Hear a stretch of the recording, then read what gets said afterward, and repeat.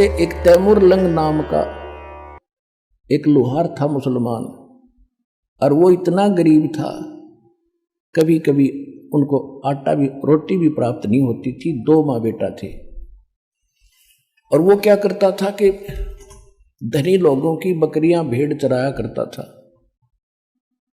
एक दिन लेकिन वो थे धार्मिक, पिछले संस्कार अच्छे थे, अतिथि को भोजन अवश्य कराते थे, आप भूखे रह जाते थे, अतिथि को खाना खिलाकर सोते थे। इसी प्रकार परमात्मा वहां पहुंच गए एक जिंदा महात्मा के रूप में, जिसमें तैमूर लंग बकरियां चरा रहा था। वहां जाकर उनके पास वृक्ष के नीचे बैठ के भगवान तैमूर लंग ने कहा, महाराज भोजन की सुनाओ। परमात्मा ने कहा, भाई भोजन खाऊंगा। तैमूर लंग खाना खा चुका था, फिर घर गया, अपनी माँ से कहा, माँ एक रास्ते चलता साधु है, गांव के बिल्कुल साथ में ही वो वृक्ष के नीचे भेड़ बकरियां बैठी थी और भोजन खाना चाहता है। माँ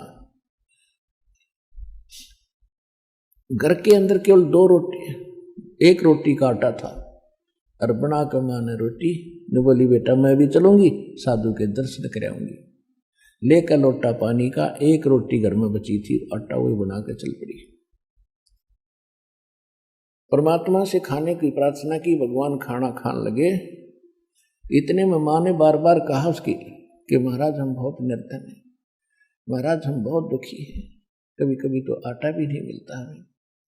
परमात्मा ने रोटी खाकर पी कर लोटा पानी का, एक बकरी बांधन की बेल पड़ी थी, चैन सी पतली पतली सी होती, उसको 4 बार मोड़ ली।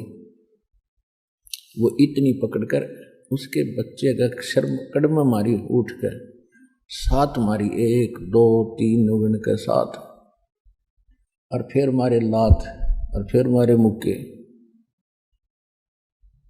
अब उसकी माता ने सोचा कि कोई मेंटल साधु था, पागल है, मैंने इसको बार बार छेड़ दिया, टोक दिया, इसने गुस्सा हो गया, और साधु पता नहीं बद्दुआ भी दे दे। हाथ जोड़ के कहने लगी, महाराज मेरे बेटे से कोई गलती बन गई।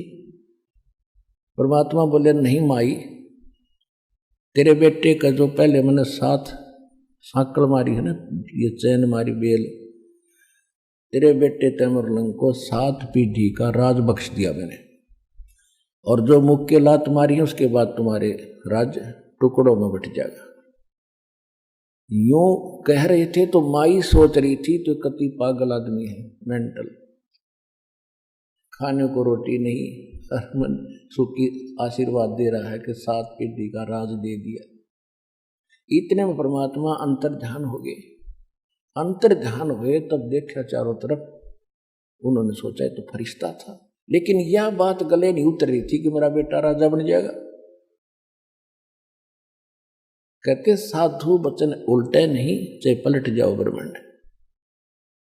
उसके बाद वो तैमूर लंग राजा बना। दिल्ली के अंदर इतिहास गवाह है, दिल्ली तक को अपने काबू में कर लिया था, और यहां पर अपना एक नौकर बिठा दिया था दिल्ली के सिंहासन पर, वो उसको टैक्स देता था। तैमूर लंग के बाद उसका पोता बाबर दिल्ली का बादशाह बना, उससे लगातार 5 पीढ़ी औरंगजेब तक तैमूर लंग का शासन रहा। औरंगजेब के बाद ये टुकड़ों में उनकी पीढ़ी अलग अलग राज्य बट गए थे। रोटी तैमूर लंग को दीनी, ताते 7 बादशाही लीनी।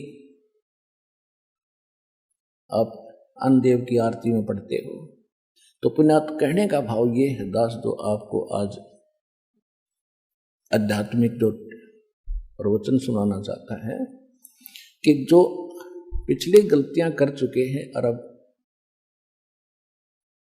दान धर्म ना करके आज बहुत दुखी है, बहुत बड़ी समस्या रोजी रोटी की उनके सामने, इस समर्थ के पास आने के बाद ये समस्या नहीं रहेगी, पर समस्या ये रहेगी कि आपको विश्वास कब होगा कि कबीर इज गॉड। जिस दिन आपका हृदय मान लेगा, सुनी सुनाई बातों से नहीं बनेगी बात। आत्मा का साथी है भगवान, इस मन का साथी नहीं है। मन तो काल का एजेंट है, और परमात्मा की भक्ति से इस मन को भी आत्मा अपने अनुकूल करेगी। ये इस अब तो ये आत्मा के ऊपर बैठा है, इसने आत्मा को अपनी वाहन बना लिया और जहां पकड़ के ले जाता गंदे कर्म करा के इसके सहारे चल रहा है। फिर आत्मा इसके ऊपर बैठेगी और इसकी स्पीड बहुत से टट्टू की, इस मन की बकवादों में भी इतनी स्पीड है, और जब ये अच्छे काम पर लगाएगी इसमें भी इसकी इतनी ही स्पीड है, इसके ऊपर बैठा देगा भगवान।